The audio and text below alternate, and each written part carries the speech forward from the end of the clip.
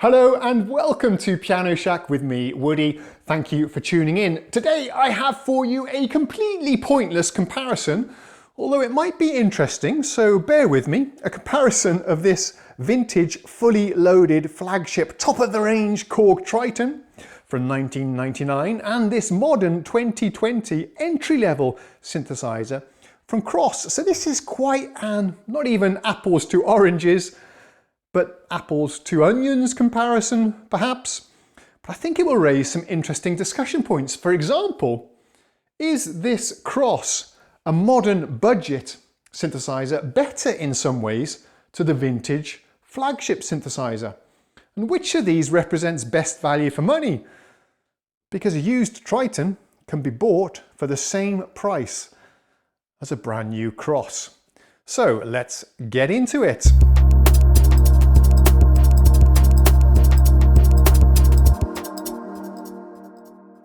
Why don't we start with a discussion of the build quality? Well, the Triton has this gorgeous brushed aluminium panel. It's truly a joy to behold and very inspiring to play. It's quite an event when you sit down and play this Triton that weighs about 15 kilograms. So really solid on the stand here. It pushes back at you when you dig into it. Really nice. The Kross, on the other hand, is a completely plastic construction, which is typical for entry-level synthesizers these days.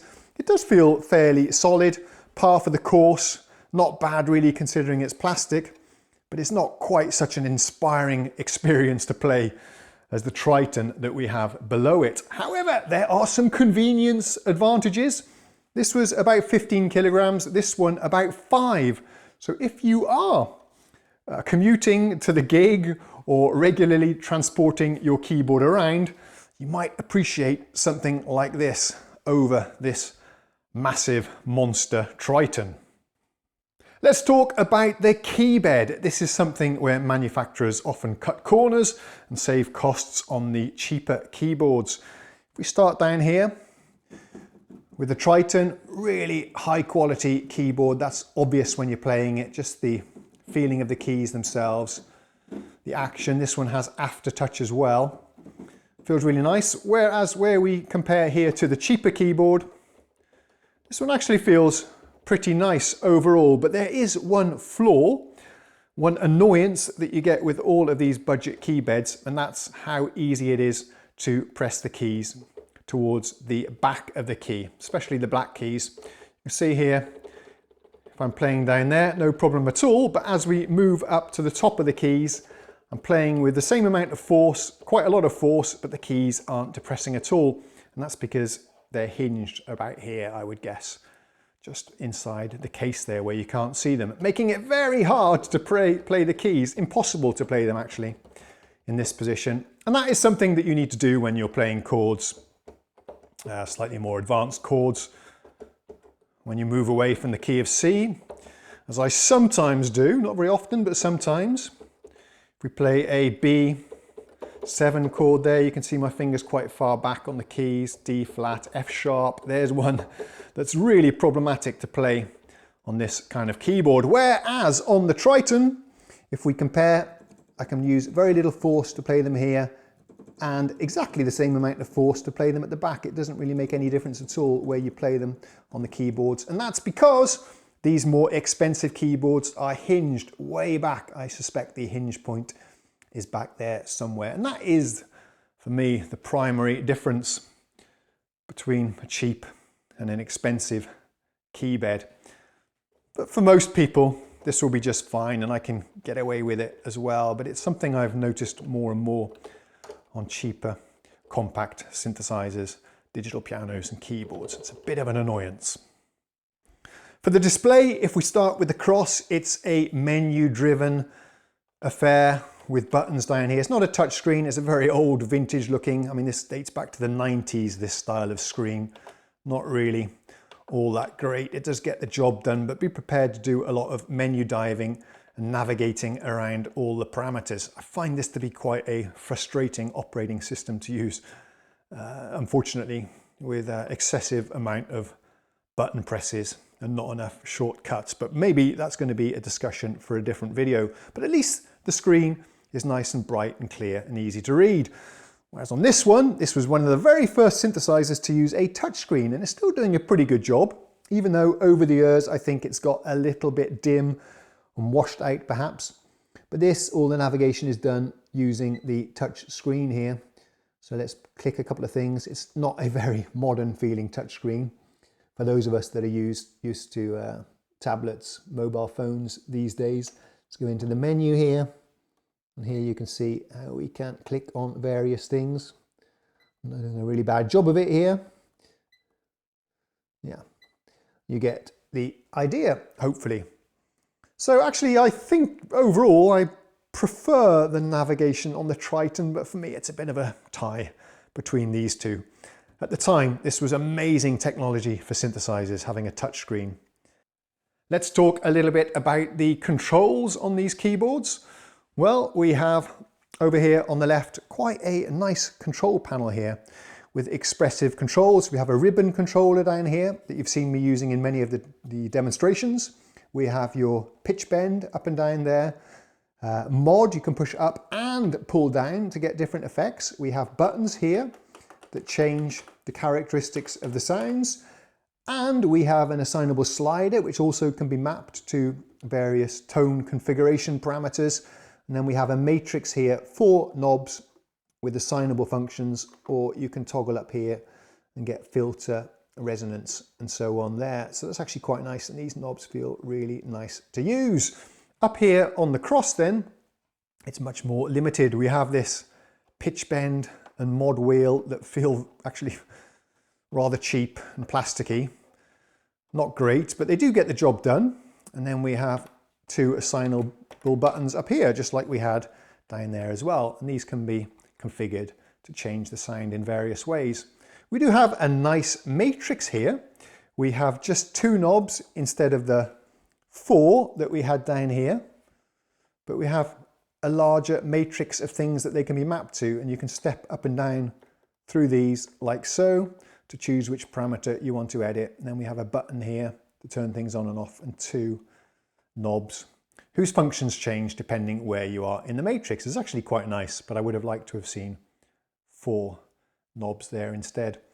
To choose the patches here, they've got a really nice way of doing it. You've got this lovely category dial that you can just spin through the different categories, and then we can choose the sound with this one here. I'm in a strange mode right now. Yeah, then you can scroll through the sounds there. It works really nicely. We have pads here, which is something that we don't have on the Triton. This is popular on modern synthesizers, but it wasn't 20 years ago. These can be assigned to different things. They are multi-function pads. You can pull up your favorite presets, trigger samples, and so on. Do the step sequencer here. Works really, really nicely. So that's an overview of the controls on both of them. Let's go over to the back and talk a little bit about the connectivity. We'll start with the power supplies. This one's got a built-in power supply. So you can see here we have one of these solid, sturdy kettle leads, which I really love. Whereas over here, as typical for budget synthesizers, unfortunately, we have an external power supply. There's your wall wart down there, and one of these flimsy little barrel connectors, and a very thin lead, not as durable and gig worthy and tough as this kind of connector there. So that's a bit of a drawback, but typical for synths these days to have these external power supplies. It's a way for manufacturers to cut costs, I believe. Otherwise, here on the flagship instruments, it's the same today as it was 20 years ago. You get a complement of audio outputs, and you can route different tracks and different sounds to different audio outputs and route them into your mixer that way. If you wanted to have a different mix for the drums or a bass, you can do that here, for example. Otherwise, fairly similar. We have nice audio inputs here, assignable pedals, MIDI here, a strange to-host, and I don't know what that is. And then hidden down here, we have a SCSI for storage. We'll talk about that later. Good old SCSI port. This one here, well, we don't get assignable outputs. Let's balance it up there. Yeah, nice light keyboard, easy to shift around. We don't get assignable outputs. we just have a main output there. We have inputs as well. This thing can sample. We have MIDI, although we've dropped the MIDI through.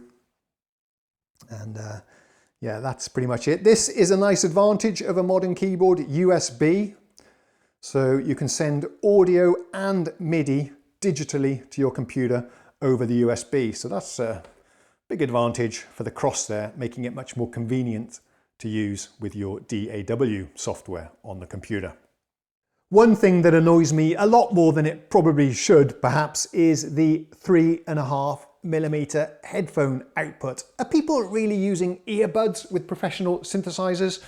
By comparison, the Triton here has the standard 1/4 inch and positioned on the front, which is so much better. Okay, so I understand that you'd like me to play these two keyboards. I've done plenty of videos with these so far, so what I'll do is give you a quick 30-second sound montage. Here we go.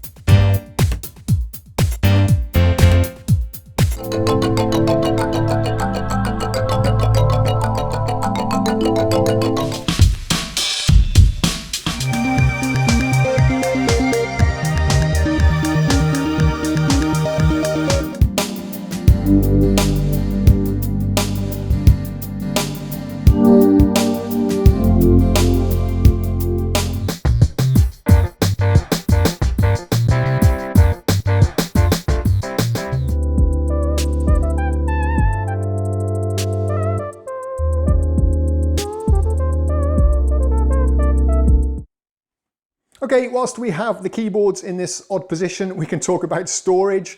So the KORG, I think this one is fully expanded with something like 96 megabytes. That's 0.1 gigabytes if I've done the sums right. And that's just RAM. So you have to load the sounds into RAM every time you power on the keyboard. You do that by connecting a SCSI disk drive using this old connector. You're lucky enough to have one, or you can find one, you can do it that way. And then you could connect like a hard drive of 100 megabytes or something, I'm guessing, in which you can import samples into the Triton. Otherwise, you could do it this way, using a floppy disk. This is either 700 megabytes or 700 kilobytes, yeah, or 1.4 megabytes on that one there. So yeah, that's another way you can load samples in. Pretty painful, I would imagine. At least if you compare to the Kross, where we have here a memory card. Here I have 8 gigabytes on this one. You could put 32, 64 or something, I'm guessing, if you wanted to. 64 gigabytes, so that's hundreds of times the size of the sample storage you had here on the Triton. So for storage, I think the Kross is a clear winner. The modern synth for the win. Okay, let's leave it in this crazy position for the time being. As for the features, I think these are fairly similar, although perhaps even the Kross takes the edge there. I haven't really done a full comparison, but I think everything the Triton can do, the Kross can do as well. This one has a vocoder. I'm not sure about the Kross, but it may well have one.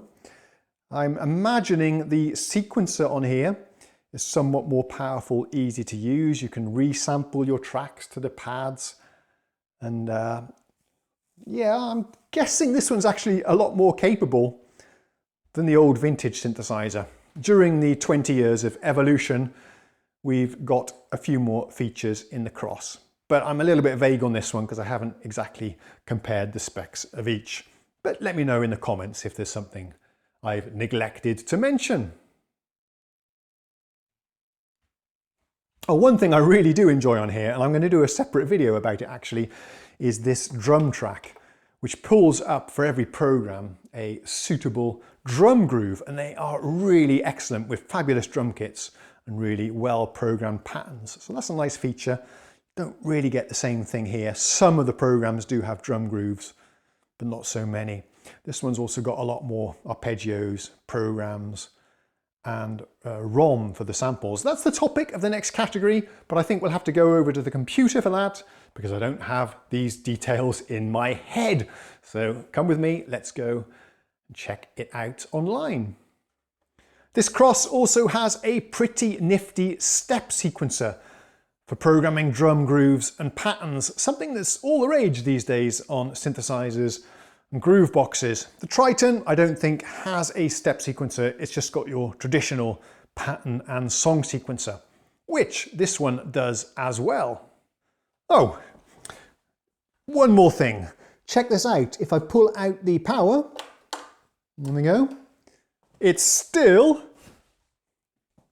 switched on. How is that possible? If we turn it over very carefully, I'll be able to show you. This does in fact run on batteries. That's something this older Triton certainly doesn't do.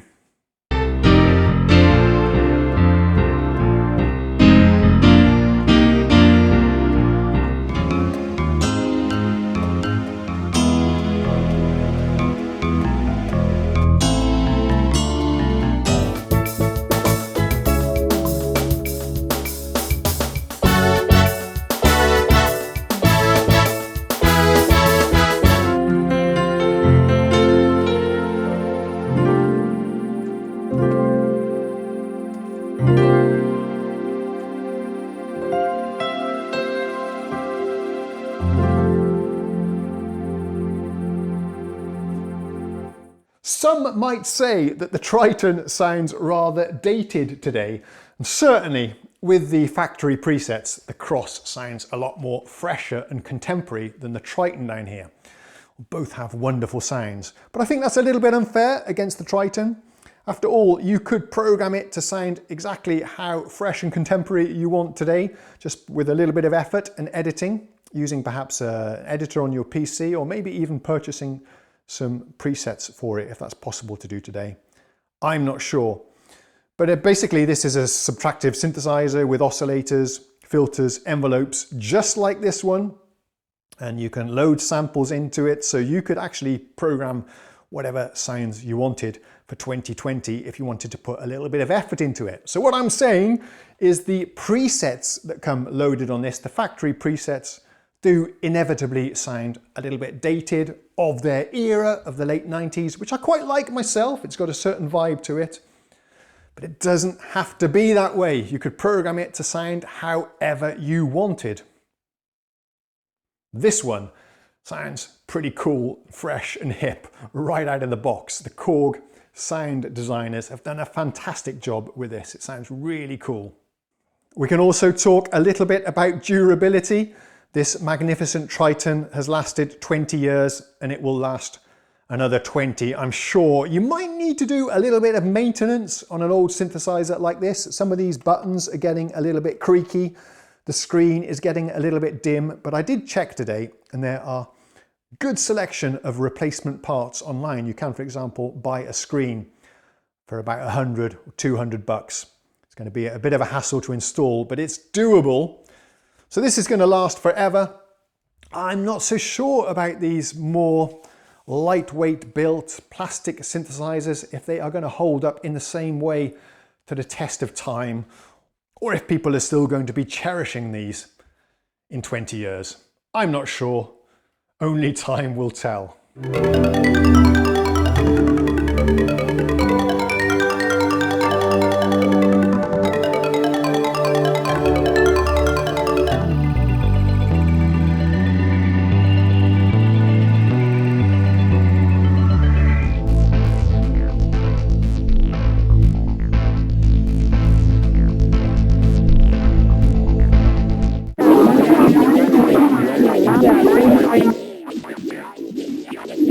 Yeah.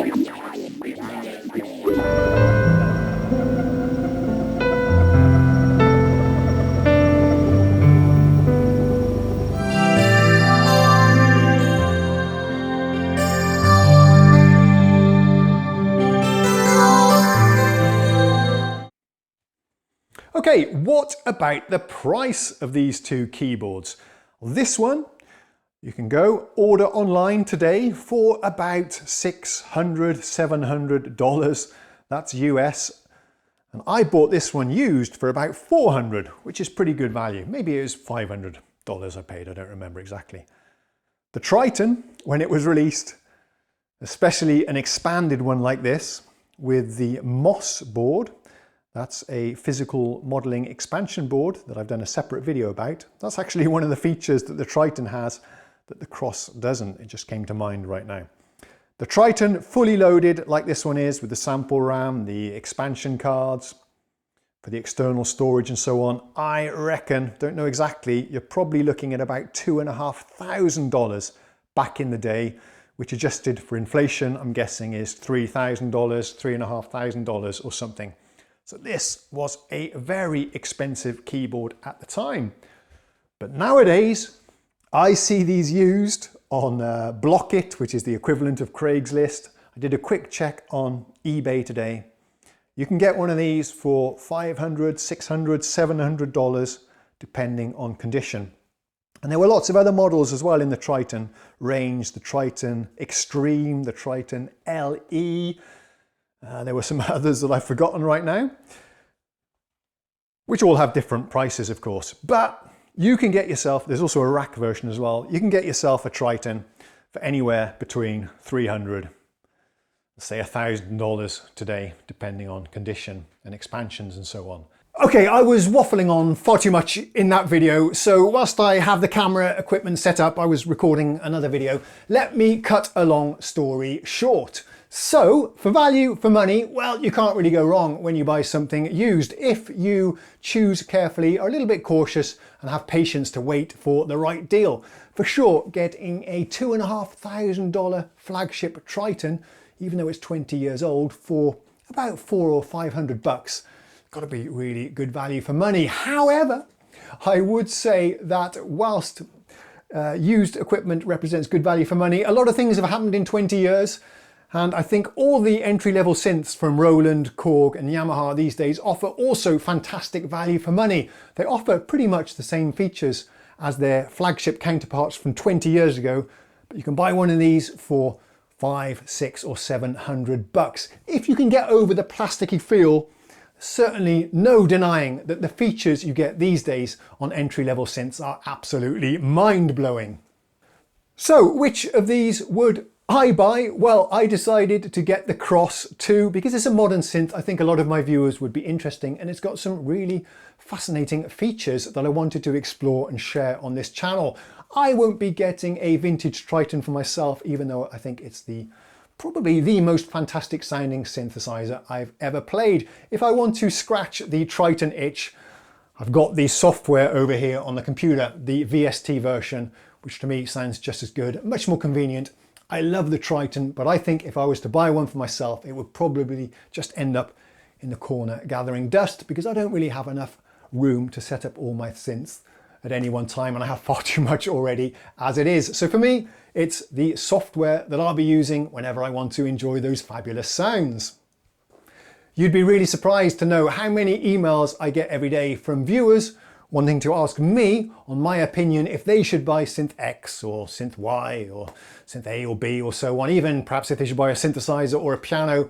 Now, it's really hard for me to answer because it all depends, it's personal preferences on which features and capabilities are important to you. But what I can do, and I hope this video has been helpful, is certainly do a comparison, highlight the differences in the features, the different in prices, perhaps talk about the value for money. And then it's over to you to decide what's important for you so you can make that decision yourself. Let me know in the comments what you think represents best value for money. Which would you get, a used Triton or a brand new Kross? Or you could apply the same logic to any other manufacturer as well. Perhaps you should buy a used Motif or a brand new Modi X, that kind of thing. Let me know in the comments.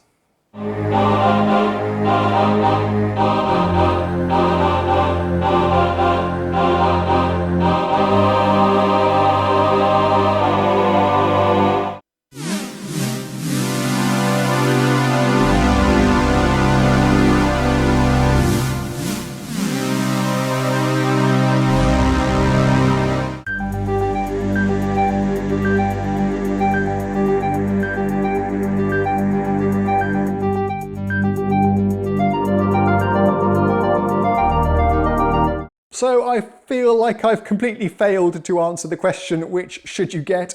If portability is an issue and you don't have a roadie or you're not transporting your gear in the car, then get the Kross. I think this is a fabulous little gigging keyboard for a keyboard player today. If you want something to carry with you after work to the rehearsal room or something, there are backpacks available for this. You can just chuck it in the backpack, take it with you. Weighs about 5 kilograms. You'll hardly even notice you have it on the back, on your back, whereas this thing would be a bit of a challenge. But in a studio environment, it's a really tough call.